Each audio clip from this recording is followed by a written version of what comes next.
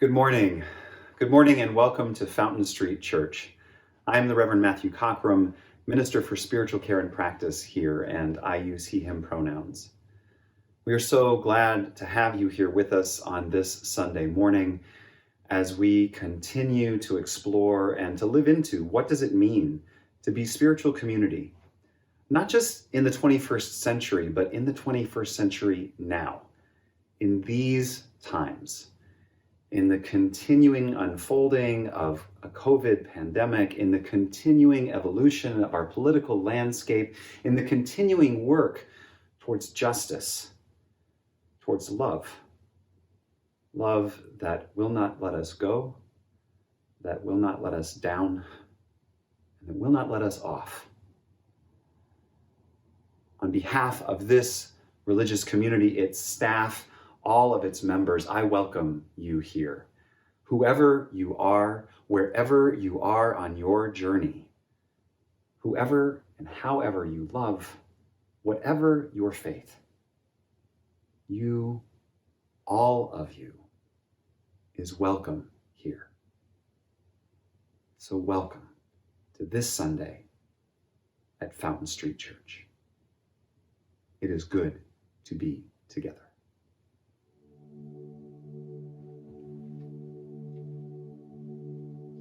Each week as we gather, we kindle flames as a way to create, to recreate, and to remind us of sacred space.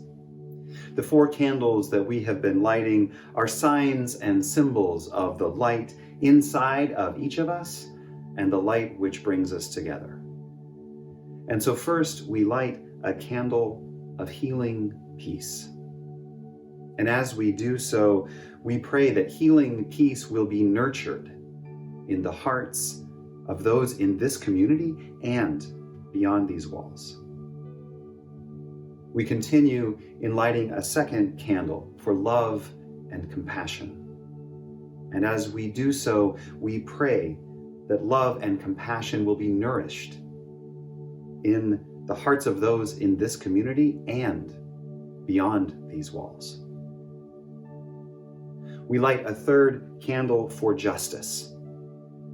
And as we do so, we pray that justice will be known and experienced in the hearts of those of this community and beyond these walls.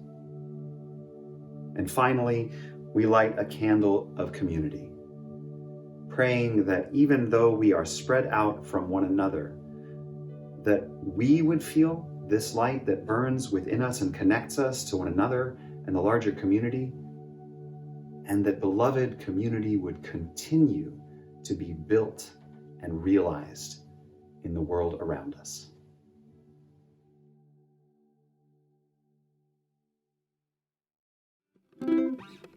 Stephen Foster, this is a song by Stephen Foster. He was America's songwriter, and he was prolific in the 1840s, 50s, and in 1860s. And this was one of the songs that he wrote about life's troubles, hard times. Join us on the chorus. Sing along.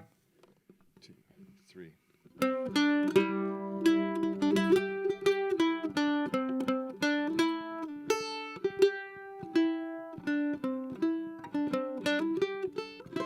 Let us pause in life's pleasures and count its many tears, while we all sup sorrow with the poor.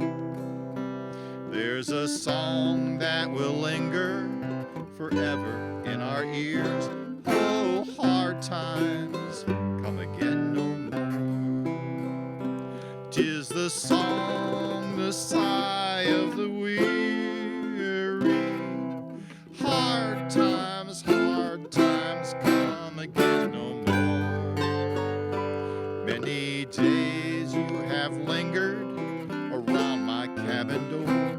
Oh, hard times come again no more. While we seek mirth and beauty and music light and gay, there are frail forms fainting at the door.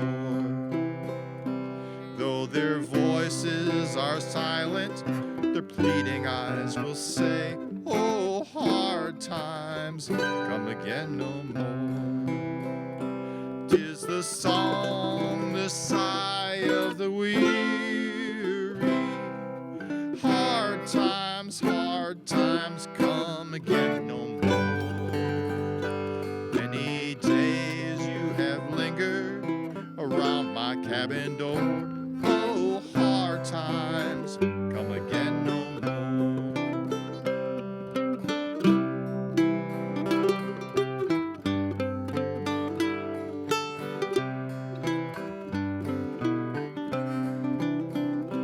There's a pale, drooping maiden who toils her life away with a worn heart whose better days are o'er. Though her voice would be merry, 'tis sighing all the day. Oh, hard times come again no more. 'Tis the song, the sigh of the weary. Hard times come again no more. Many days you have lingered around my cabin door. Hard times come again no more. 'Tis a sigh that is wafted across the troubled waves. 'Tis a wail that is heard upon the shore. 'Tis a dirge that is murmured around the lowly grave. Oh, hard times come again no more. 'Tis the song, the sigh of the weary. Hard times come again no more. Many days you have lingered around my cabin door. Oh, hard times come again no more. Oh, hard times come again no more.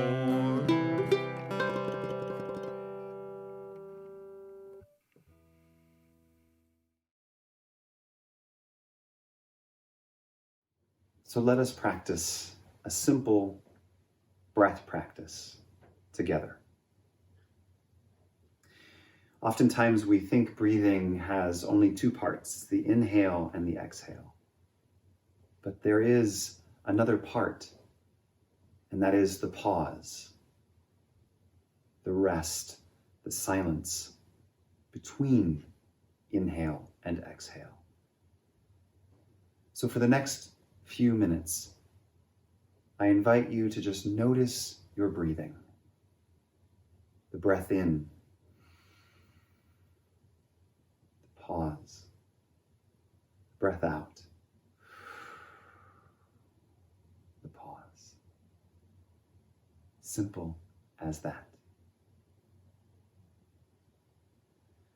Breathe in, breathe out, breathe in, breathe out, breathe in, breathe out, breathe in, breathe out.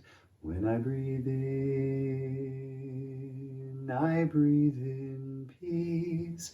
When I breathe out, I breathe out love. When I breathe in, I breathe in peace. When I breathe out, I breathe out love. When I breathe in, I breathe in peace. When I breathe out, I breathe out love. Good morning. A few weeks ago, I shared the story of the moment when the Buddha reached enlightenment, the moment when he touched the earth.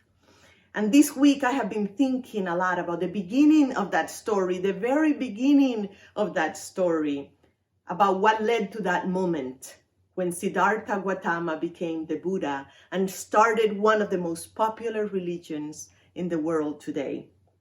The story begins around 2,500 years ago in the foothills of the Himalayas. A king and queen gave birth to a son, and they named him Siddhartha Gautama. According to some Buddhist texts, at the time of the birth, a prophecy was given that the child would either become a powerful spiritual leader or a powerful king. Upon hearing this, his father built high walls all around the confines of the palace to keep the child from being exposed to the suffering of the world. He didn't want him seeing the experiences that other people had, the unpleasant experiences of life for the first few decades of his life. And inside the safety of those walls, they spoiled the child. But as a young man, he felt empty inside. The things in the palace no longer interest him. So one night, the prince decided to sneak out of the palace to see what was beyond those walls. A servant drove him around the local village, and what Gautama saw changed the course of his life. For the first time, the prince witnessed human suffering. He saw sick people living in the streets. He saw the abandoned elderly, the poor. He saw death. He witnessed the anguish of human beings. And when the prince returned back to the palace, he had an existential crisis. He couldn't reconcile his life of luxury and pleasure with what he had just witnessed. So he renounced his position and he left everything behind, his wealth, even his family. He was so moved by the suffering of human beings that he embarked on a lifelong journey to understand the mechanisms of human suffering. After many years on his journey, he came up with his own philosophy of life, and he shared it with the world, founding what we know today as Buddhism. His central tenet was that suffering is part of life, but he offers some really helpful tools to help us deal with it, to help manage our suffering. The Buddha, in my opinion, was the greatest psychologist that ever lived. His teaching helped us understand our psyches and allow us to find freedom and peace within. I remember that story this week because I have been thinking a lot about human suffering, since there is so much pain in the world right now. And while, yes, human suffering is part of our existence, is part of our humanity, we are going to suffer, but here in this community, we can try to understand the nature of it. We can try to reduce the anguish of our daily lives. We can work towards dismantling the systems that cause suffering in other human beings. We can hold one another. We can hold one another's hands during difficult times. And we can compare notes. We can compare notes and share tools to help us cope with the pain and the loss that comes with being human. Because while the Buddha was amazing, he did not have access to the resources we have now, to the amount of research and new discoveries that we have at our disposal to help us deal with our suffering. For instance, meet Bessel van der Kolk, someone who is deeply concerned with the suffering of human beings. Bessel van der Kolk is a psychologist and one of the leading researchers in the subject of trauma.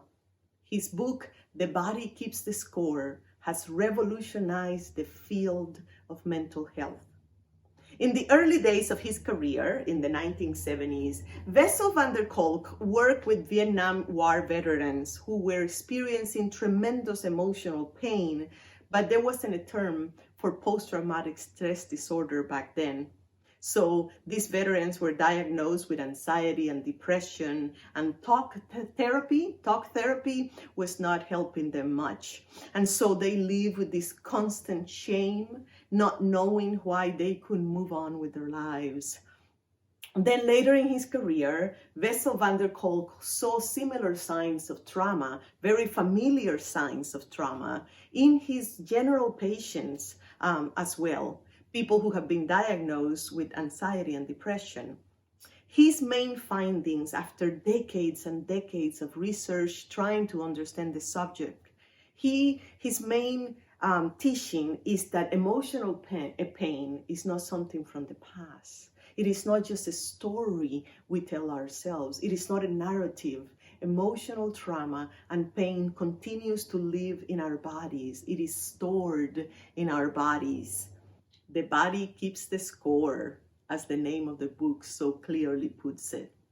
And so in order to alleviate the suffering, we must engage the body. For example, in his research, he found that yoga is more effective than most traditional treatments to heal trauma.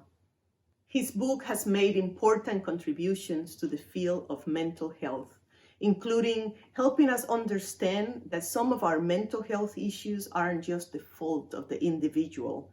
It's not that people don't want to move on after their trauma, for example. He has helped us move away from the idea that mental health is just a chemical imbalance, again a personal issue, but that society, he teaches us that society also plays a role on our mental health. Remember last week when we were talking about our need for belonging and the pain we experience when we are excluded from social circles? Remember the metaphor I used for the small rejections we experience on the daily basis, which are like 1,000 small paper cuts. All of these accumulate, get bottled up in the body, and later they show up as anxiety, as depression, and panic. Again, this is in all shapes and sizes. Because this is so real, I find it useful to understand how our nervous system works and how it plays out in our daily lives. One of my favorite tools for understanding our nervous system is called the polyvagal theory, which gives us a picture of the nervous system to guide us in our efforts to better understand our bodies, our emotions, and even our behaviors. In our daily lives, our nervous system responds to stress in various ways. It is like a circuit that is running our responses, how we respond to life. There are 3 different states described as a ladder. Up here we have the first one, what they're called social engagement. When you are here, you are able to connect with people, to relate with them. You are capable of handling stress. You are present with life.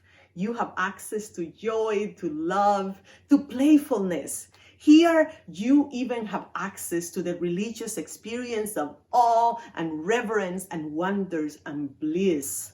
Bliss. Here, your system releases happy hormones, the happy hormones that comes with joy and love and connection and bliss. This is a happy place. Moving down the ladder, we have the mobilization state, which is what we know as stress, fight or flight. You feel your system mobilized. You are ready to take action. Something happened that activates this state, and your body releases adrenaline and cortisol and all the other stress hormones to make you take actions towards this threat that is coming your way. Other feelings associated with this stress is tension, anxiety, panic, etc. You feel chaotic and frenzied, in a frenzy. Then down here, we have immobilization, which is a state of collapse. Here we feel numb and disconnected from others and from life. In this state, people feel they have no agency, no control over their lives. You are unable to take action, to do the things you want to do or you have to do. It is here where we experience hopelessness, depression, shame, and worthlessness. This is where these really, really heavy feelings inside reside. This response hierarchy plays out in our daily lives in various ways. Here is one example. We wake up feeling good, we have breakfast, we meditate, we exercise, life is good. Then we're driving to work and someone cuts in front of us. And automatically we move into mobilization. Cortisol and adrenaline is released. We get angry with that person. But then nothing really happens. So we keep driving. You brush it off. The music is on in the car. You start singing and then you're back again to social engagement. And then you get to work. And there's a conference about to happen, and you see your co-workers far in the back of the room in a circle, and they're whispering and they're laughing, and they don't notice when you come into the room because they are so caught up in this conversation they're having. And they keep whispering and they keep laughing, and you feel left out. You may convince yourself that they are talking about you. This is high school or middle school all over again, when you weren't accepted into a social circle, and immediately you move down the ladder to immobilization. You begin feeling the worthlessness, the sadness of rejection. But then someone in the group notices you, and the circle opens up. And they extend their arms, and I say, hey, there you are. We have been waiting for you. Such and such was just telling us this incredible story. Let us fill you in. And then you're back up to social engagement. This could happen during the days, but sometimes what happens is that we get stuck in mobilization, in this constant frenzy of a stressful energy, or we get stuck down here on immobilization when life is very hard, where it's hard to get out of bed in the mornings, and sometimes goes for a period of time. So I found this polyvagal ladder so helpful. It is important for us to know about it because this is a key to happier, healthier, and more engaged life. It is only in the area of social engagement where we are able to fully connect with one another in community. It is important, this is all important, because we know that when we take care of our nervous system, we are able to reach these levels of spirituality, such as awe, reverence, oneness, the connection to the whole, which we long for. Throughout the day, we can ask ourselves, where am I right now in the ladder? If a conflict arises and we are triggered down to mobilization, we can recognize it. we can see that we are trying to pick a fight with someone. And then we know to proceed with caution from there, because we don't want to cause any more harm. We don't want to cause trauma to others, because that is the thing about trauma, right? That it creates more trauma. It creates more suffering for others and for ourselves. But here's the good news, again, that this is the 21st century, and we are fortunate to have so many tools at our disposal to help us navigate these states, to help us cope and manage on the daily basis.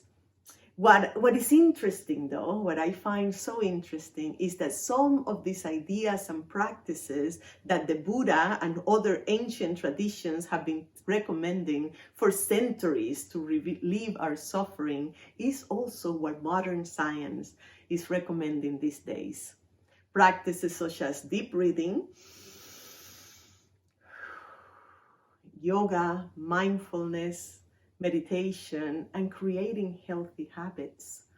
A morning ritual, for example, is something that people all over the world throughout history have found to be helpful.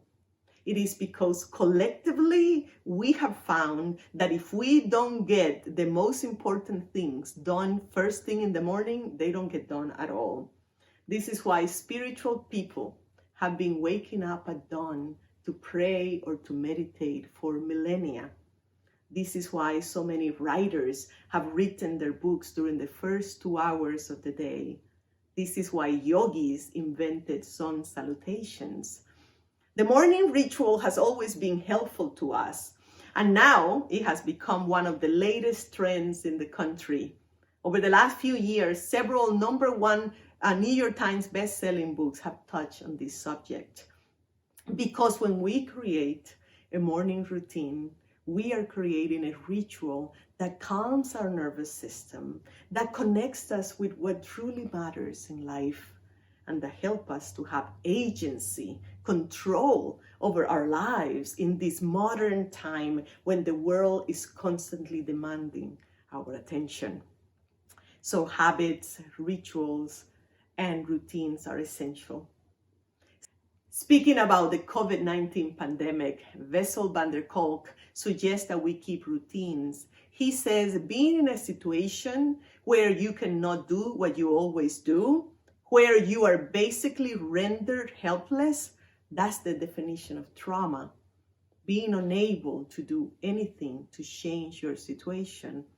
So we are all living in this state right now, collectively, he says. And while we can't control other things, he says that we can control our actions during possible lockdowns. So he says that anyone who runs a company or a monastery or a kindergarten knows that structure and routine are essential. So even Rapunzel from Tangle, she knew the importance of a daily routine during her enforced lockdown. Do you remember her morning ritual from the movie Tangle? If not, let me remind you. 7 a.m., the usual morning lineup. Start on the shorts and sweep till the floor is all clean. Polish and wax, do laundry and mop and shine up. Sweep again, and by then it's like 7:15, and so I'll read a book, or maybe 2 or 3. I'll add a few more paintings to my gallery. I'll play guitar and knit and cook and basically just wonder and wonder and wonder, when will my life begin? I love that song. But that is her morning routine. She has it all planned out. So I want to share now another story with you from the Buddha. It's a story that gives us a tool for dealing with our inner states. This story is about a time when the Buddha is sitting in meditation and Mara comes by. Mara is the term associated with inner demons. And I say demons in quotes. I am talking about the demon that is anxiety. I am talking about the demon that is depression, the demon that is worthlessness, the demon that is grief. Grief. That's what Mara represents. So the Buddha is meditating peacefully, and Mara knocks on the door. And Ananda, the Buddha's helper and companion, says that the Buddha is busy, that he can't see Mara at the moment, to please go away and come back another time. But the Buddha says, it's okay. Come in, Mara. Come in. Sit down. Let us have some tea together. Let us talk. There are many versions of that story, including artworks with this idea of having tea with our demons. But the idea is beautiful. It is so beautiful. It is an invitation to befriend this trauma stuck in our bodies. It is an invitation to talk to them, to become their allies, to help them move through our bodies so we can heal. People think that this work of healing is about peacefully meditating on a cushion, but sitting with our discomfort is far from pretty, far from peaceful.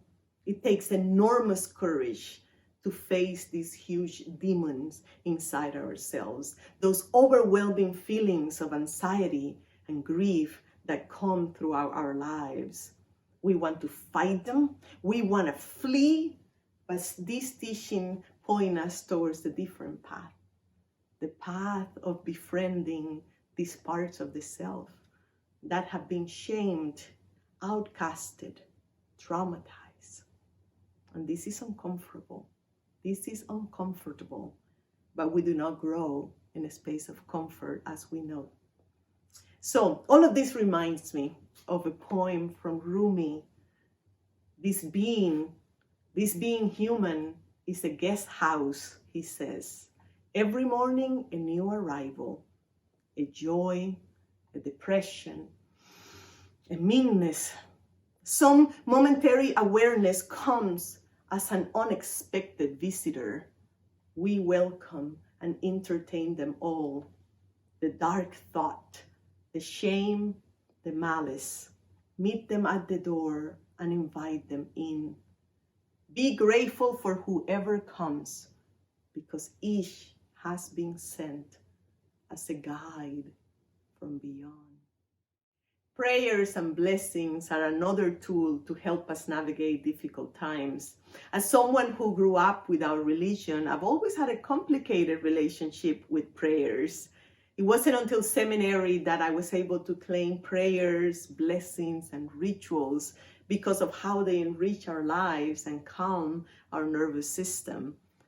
Prayers and blessings really are just about sanctifying a moment with beautiful words, with the beauty of words and the posture of grace, the posture of grace. One of my favorite Unitarian Universalists, Sophia Lyon Fa, believed that life becomes religious whenever we make it so. Life becomes religious whenever we make it so.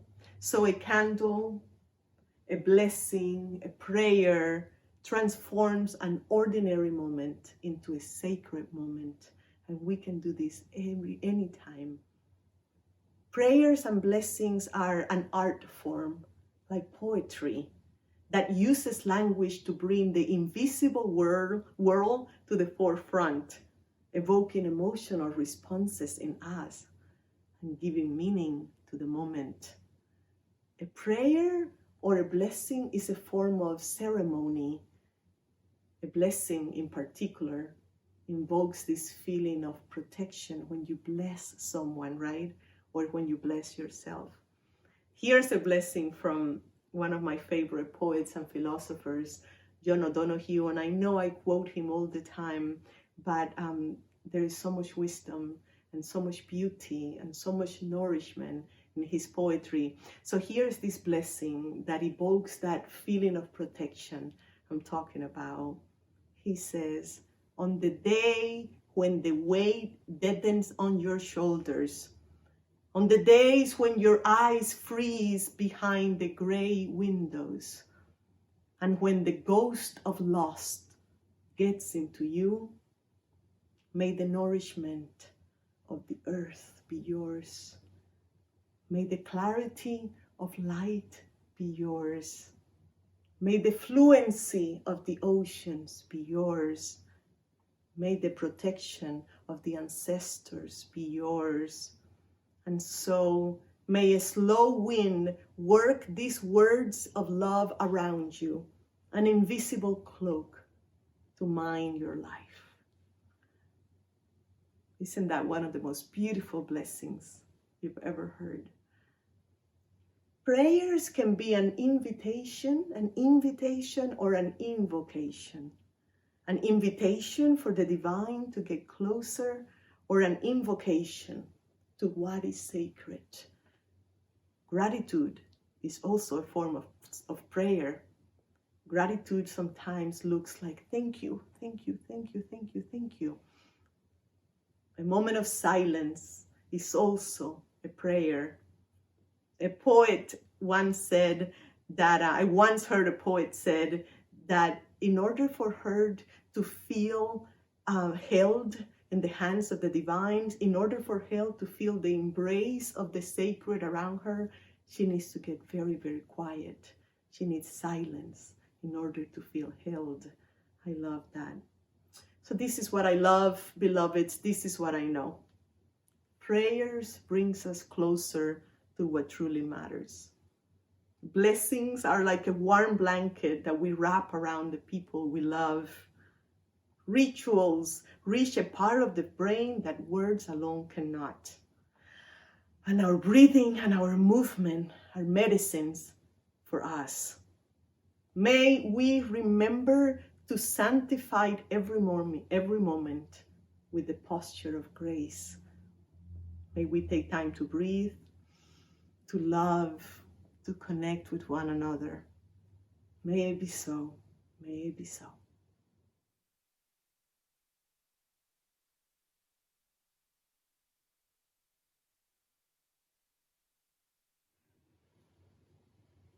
The Growing Season by Sarah Moores Campbell.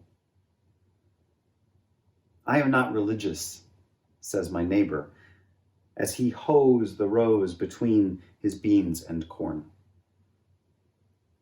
Yes, you are, I say to myself. To plant a seed is an act of faith. To collect compost is a response of gratitude to the Creator. To water, fertilize, and mulch the ground is an expression of religious responsibility. To kneel down and pull weeds is a prayer. To harvest is to participate in the fullness and grace of the Spirit. To protect and replenish creation is to love God.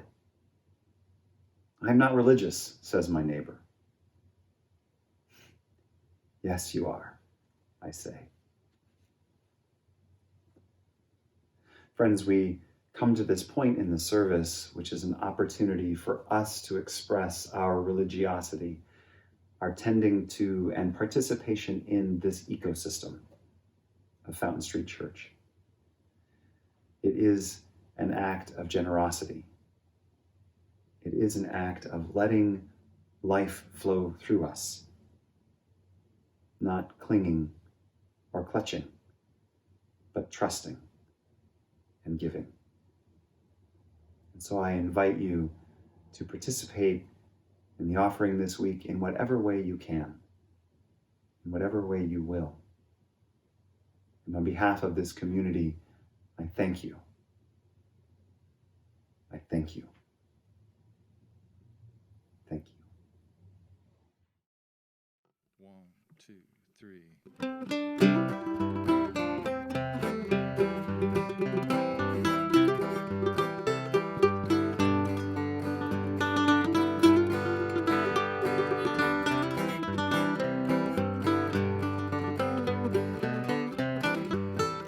There's a dark and a troubled side of life.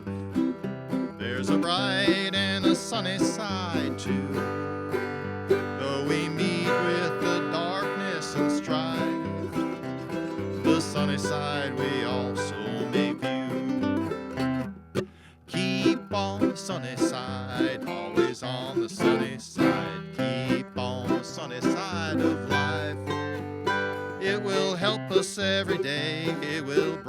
all the way if we keep on the sunny side of life.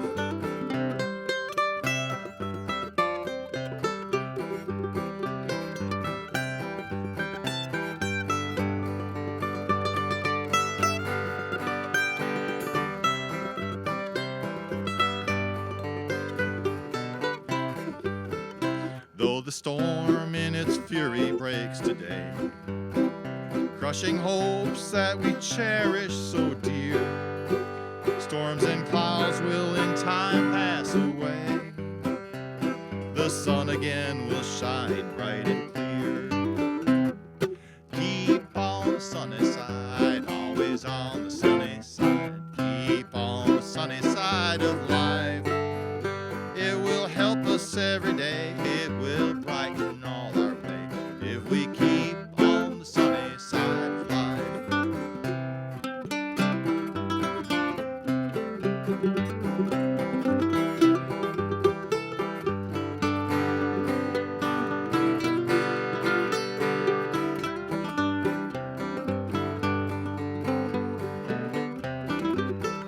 Let us greet with a song of hope each day. Though the moment be cloudy or fair, let us trust in our Savior always, who keepeth everyone in his care. Keep on the sunny side, always on the sunny side. Keep on the sunny side of life. It will brighten every day, it will help us all the way if we keep on the sunny side of life.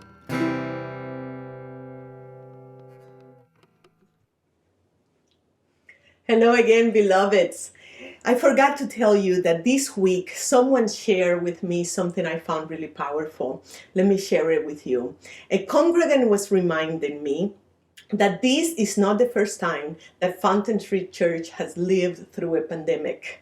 We lived through a pandemic from 1918 to 1920, and we survived. But not only that, in 1917, our church had burned to the ground. So when the pandemic hit, we didn't have a church building. We did not have Zoom. We did not have YouTube, and yet we survived. Not only that, we were able to build this cathedral of love, this magnificent building that has been used for generations since. So I know that we will get through this. It's in our DNA. We got through it once, and we will get through it once again together in community.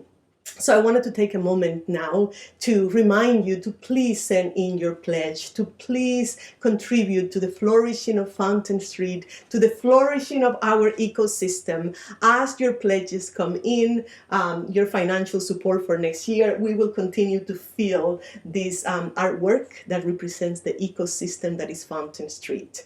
And now I want to invite you to join us for a Zoom conversation right after this service at 11:20. We meet for about 20 minutes to just check in and connect in an informal social time.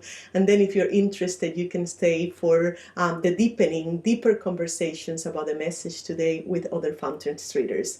So you're invited to that. And now, I just want to say that we love you, that you are loved, that you are cared for, and that you can reach out to us at any time because we are your community. This is where you belong.